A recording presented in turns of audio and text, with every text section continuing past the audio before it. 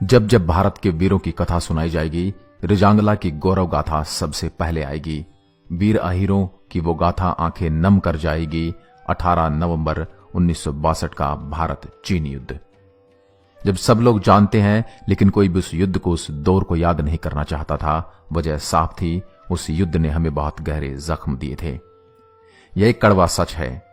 इस युद्ध में हमारी हार हुई थी। एक तरफ भारत के पास सैनिक संख्या और साधन बहुत कम थे, और दूसरी तरफ चीन के पास अत्याधुनिक हथियार और सैनिक संख्या अधिक थी।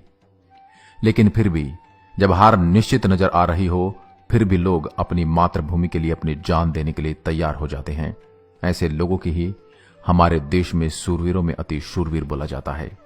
18 नवंबर 1962 दीपावली का दिन। रिजांगला का युद्ध 13 कुमाऊं रेजिमेंट के 124 यादव सैनिकों ने मेजर शैतान सिंह के नेतृत्व में 1300 चीनी सैनिकों को मार गिराया था। करीब 3000 सैनिकों को बुरी तरह से घायल कर उन्हें पीछे हटने पर मजबूर कर दिया था। मैदानी क्षेत्रों से गए हमारे सैनिकों के लिए हालात अनुकूल नहीं थे। हथियारों में भी हम 19 ही थे।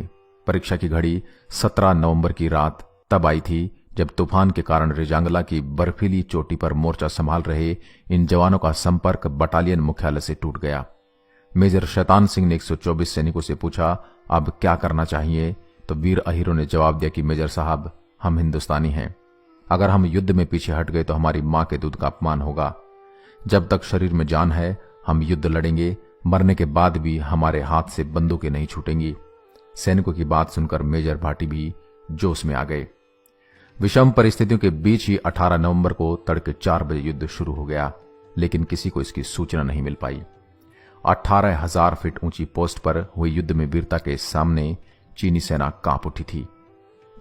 भारतीय सेना के पास हथियार बहुत कम और इतने अत्याधुनिक भी नहीं थे, लेकिन चीनी सेना के पास बहुत अधिक संख्या में सैनिक थे और हथियार बहुत ज्यादा और अत्याधुनिक थे।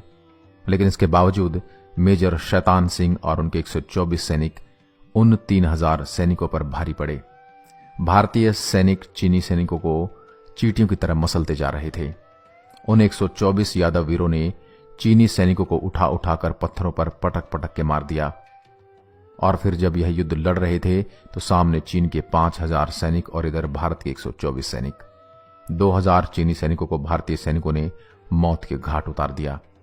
जब चीनी सेना थोड़ा पीछे हटने लगी तो उन्हें चीनियों को लगने लगा कि यह जो 124 भारतीय सैनिक दिख रहे हैं, 124 नहीं बड़ी संख्या में है, क्योंकि उन्होंने हमारे 2000 सैनिकों को मौत के घाट उतार दिया।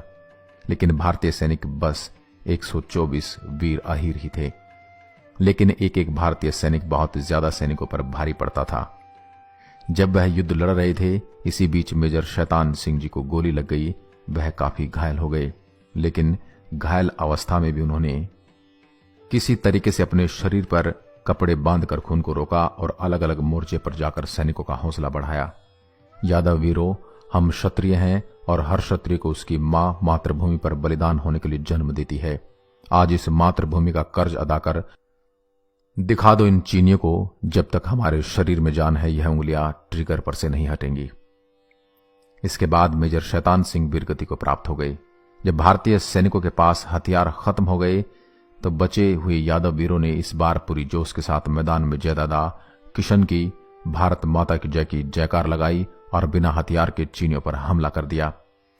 चीनियों को कोई मुक्के से मार रहा था, कोई उठा उठाकर पत्थर पर पटक रहा था। उन 124 में से 114 शहीद भारतीय जवानों में किसी के पीठ पर गोली नहीं लगी थी। उनकी पूरी छाती गोलियों से छलनी थी और वह युद्ध लड़ते रहे। इस युद्ध में हमारे 114 भारतीय सैनिक शहीद हो गए, लेकिन उन्होंने चीन के 2000 से भी ज्यादा सैनिकों को मिट्टी में मिला दिया।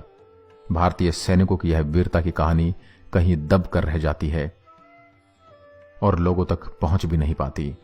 बर्फ के अंदर हमारे सभी सैनिकों के शव दब चुके थे, किसी को भी जानकारी नहीं थी।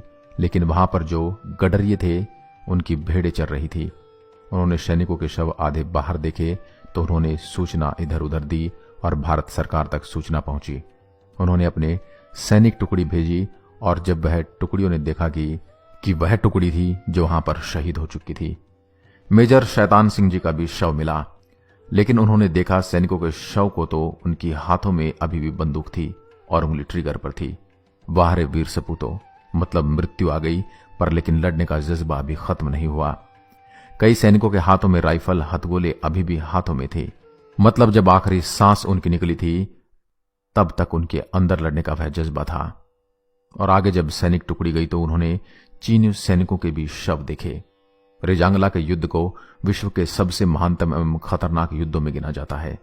दुनिया के इतिहास में ऐसा पहली बार हुआ जब किसी दुश्मन देश ने किसी दुश्मन सैनिक को इतना सम्मान दिया हो, क्योंकि चाइना ने जब हमारे वीर यादव सैनिकों के कफन ओढ़ा के सम्मानित किया और कफन पर चाइना ने लिखा the bravest of the brave वीरहीर। इस युद्ध के बाद रेजांगला पोस्ट पर दिखाई वीरता का सम्मान करते हुए भारत सरकार ने company commander major Shaitan Singh को मरणोपरांत देश के सर्वोच्च वीरता पुरस्कार पदक परमवीर चक्र से अलंकृत किया तथा 8 बचे हुए अन्य जवानों को वीर चक्र, 4 को सेना मेडल व 1 को मेंशन इन डिस्पैच का सम्मान दिया। 114 वीर शहीदों को सम्मान देने के लिए उनकी याद में सरकार ने अहिर धाम का निर्माण करवाया। भारतीय सेना के इतिहास में किसी एक बटालियन को एक साथ बहादुर के इतने पदक अब तक कभी नहीं मिले थे। सरकार ने चार्ली कंपनी की वीरता को देखते हुए बाद में एक अहम निर्णय लेते हुए कंपनी का दोबारा गठन किया तथा इसका नाम रेजांगला रखा। 1962 युद्ध में चीन से भारत की करारी हार का सबसे बड़ा कारण भारत में बनी 303 राइफल थी, जिसका वजन भी खूब ज्यादा था और जिसे हर राउंड के बाद मैनुअल तरीके से कारतूस लोड करनी पड़ती थी और सिर्फ 30 राउंड फायरिंग के बाद उसका बैरल गर्म होकर लाल हो जाता था। इस दिन दीपावली थी, इसलिए प्रदीप जी ने लिखा है, जब देश में थी दिवाली वो खेल रहे थे होली, जब हम बैठे थे घर में वे झेल रहे थे गोली, थे धन्य जवान वो अपने, थी धन्य वो उनकी जवानी, जो शहीद हुए हैं जरा उनको याद करो कुर्बानी। जय हिंद, जय भारत, भारत माता की जय। नमस्कार दोस्तों, आशा करता हूं रेजांगला की यह वीर गाथा आपको बेहद पसंद आई होगी। ऐसे ही अन्य वीडियोस के लिए आप हमारे चैनल शब्दबाण को लाइक करें, शेयर करें, सब्सक्राइब करें। एक बार फिर आपसे मुलाकात होगी एक और ऐसी ही वीर गाथा के साथ। तब तक के लिए नमस्कार, जय हिंद, जय भारत, जय जवान।